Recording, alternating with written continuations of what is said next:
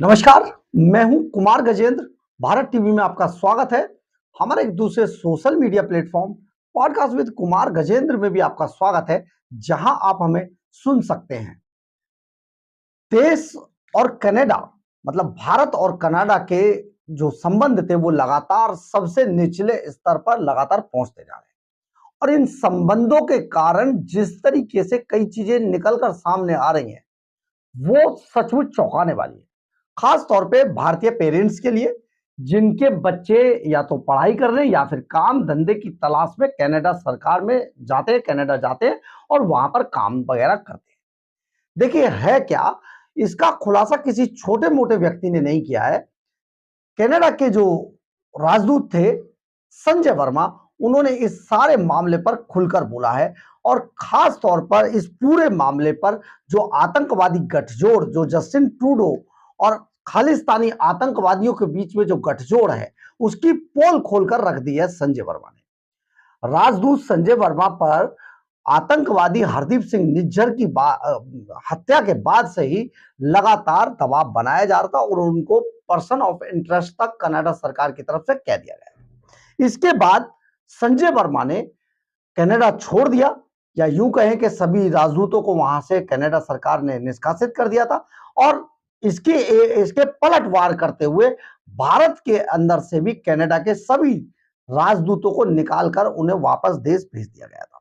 दरअसल है क्या, कनाडा से लौटे भारत के वरिष्ठ राजनयिक संजय वर्मा ने कनाडा में रह रहे भारतीय छात्रों को अपने आसपास के माहौल के प्रति सचेत रहने के लिए भी सलाह दी है, क्योंकि खालिस्तानी उनके उन्हें अपने जाल में फंसा सकते हैं। यानी कि खालिस्तानी वहां बहुत ज्यादा सक्रिय हैं, एक्टिव हैं और कनाडा सरकार लगभग दबी हुई है, कानून का वहां उतना शासन नहीं रह गया है।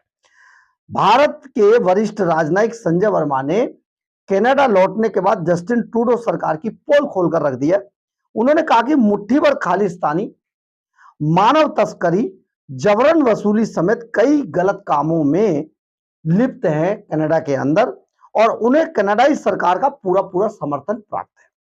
उन्होंने कनाडा में रह रहे भारतीय छात्रों को अपने आसपास के माहौल के प्रति सचेत रहने के लिए भी कहा है, सलाह दी है, क्योंकि खालिस्तानी उन्हें अपने जाल में फंसा रहे हैं और उन्होंने भारत में रह रहे उनके पेरेंट्स से आग्रह किया है कि वे अपने बच्चों को नियमित रूप से उनके संपर्क में रहें और उन्हें गलत कामों से दूर रहने के लिए भी लगातार मार्गदर्शन करते रहे, क्योंकि कनाडा में उनके बच्चे खालिस्तानियों की वजह से, खालिस्तानी आतंकवादियों की वजह से, करतूतों की वजह से सेफ नहीं है पूरी तरीके से।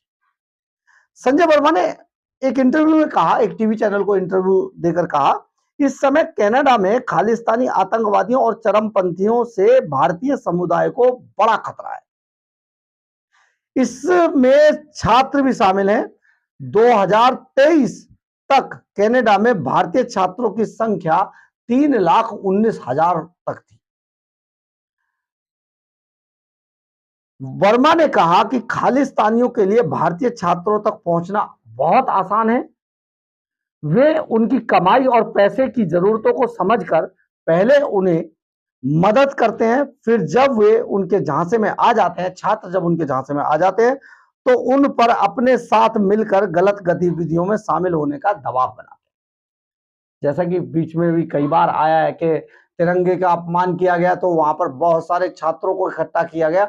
ये हम आपको पहले भी बता चुके हैं वीडियो बनाकर कि किस तरीके से खालिस्तानी मदद के नाम पर पहले उनको अपने छात्रों के साथ आते हैं, फिर मदद या पीआर सिर्फ दिलाने के नाम पर, और फिर बाद में उनकी इसी इसी उनके साथ मिक्सअप का फायदा उठाते हुए उन लोगों को अपने साथ मिला लेते हैं और उन्हें मजबूर करते हैं ऐसे धरने, भारत के खिलाफ किए जा रहे ऐसे धरने प्रदर्शनों में शामिल होने।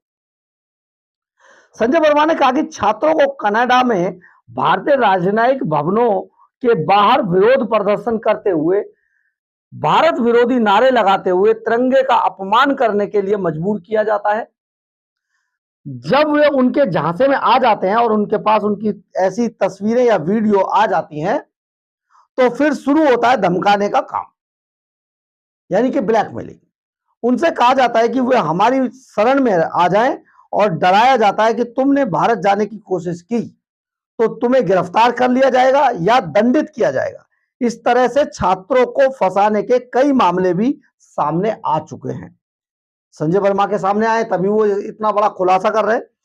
संजय वर्मा ने कहा कि कनाडा में भारतीय छात्रों पर विभिन्न प्रकार के नकारात्मक प्रभाव पड़ रहे हैं, उन्हें गलत दिशा की ओर धकेला जा रहा है, बल्कि इसलिए अभिभावकों से भी अपील है कि वे अपने बच्चों से लगातार संपर्क में रहें और उन्हें गलत गतिविधियों की तरफ जाने से रोकें।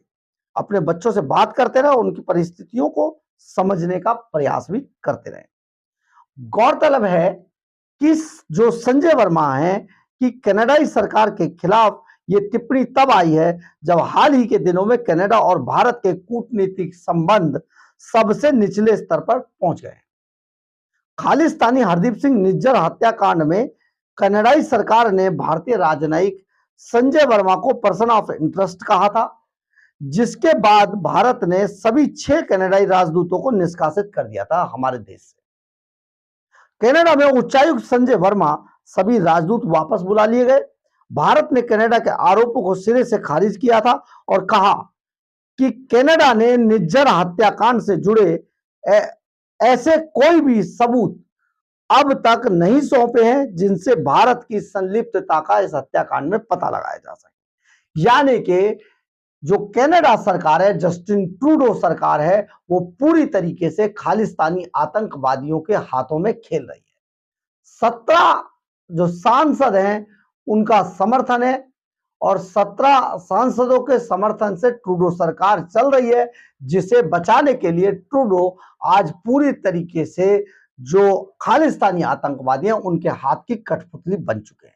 लेकिन सबसे बड़ी बात है कि जो हमारे देश से भारत के जो छात्र कनाडा में नौकरी के तलाश में या फिर काम धंधे के अलावा पढ़ाई के लिए कनाडा जाते हैं, उनके लिए बड़े डराने वाली ये खबर है, उनके पेरेंट्स के लिए भी डराने वाली खबर है कि किस तरीके से आतंकवादी उनके बच्चों का शोषण कर सकते हैं और उन्हें अपनी जो अवैध इलीगल जो गतिविधियां उनमें शामिल करके बाद में उन्हें ब्लैकमेल कर सकते हैं। ये एक बड़ा बयान, और ये किसी छोटे मोटे आदमी ने नहीं, जो कनाडा के अंदर भारत के राजनयिक थे, राजदूत थे, संजय वर्मा, उन्होंने दिया है।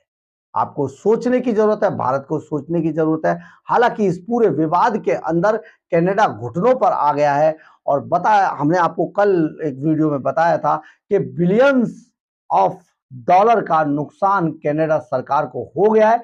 बहुत जल्दी कनाडा मिट्टी में मिलने की तरफ राह पर अग्रसर है, क्योंकि भारत के खिलाफ आतंकवादियों के साथ मिलकर इस तरीके की साजिशों को भारत बिल्कुल भी बर्दाश्त नहीं करेगा।